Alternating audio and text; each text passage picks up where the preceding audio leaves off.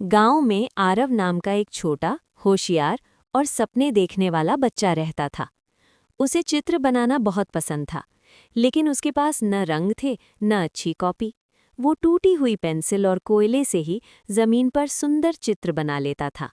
गरीबी थी, मगर उसकी कल्पना बहुत अमीर थी। एक दिन स्कूल से घर लौटते समय वो जंगल के रास्ते से गुजर रहा था। पेड़ों के बीच से धूप की किरणें छन कर आ रही थीं। तभी उसने देखा कि एक बूढ़े बाबा पेड़ के नीचे थके हुए बैठे हैं। सफ़ेद दाढ़ी, साधु जैसे कपड़े और चेहरे पर थकान साफ दिखाई दे रही थी। आरव तुरंत उनके पास गया और अपनी पानी की बोतल उन्हें दे दी। बाबा, पानी पी लीजिए, उसने आदर से कहा। बाबा मुस्कुराए। उनकी आंखों में चमक आ गई।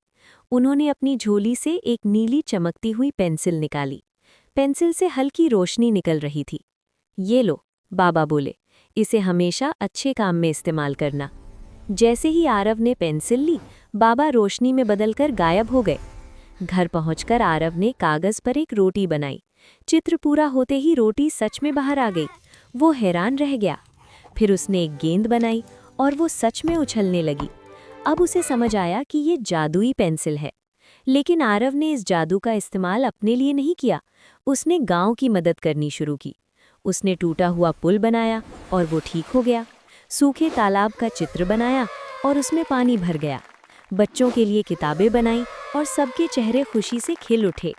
गांव का एक लालची सेठ ये सब देख रहा था। उसने सोचा कि अगर पेंसिल उसके पास आ जाए तो वो बहुत अमीर बन सकता है।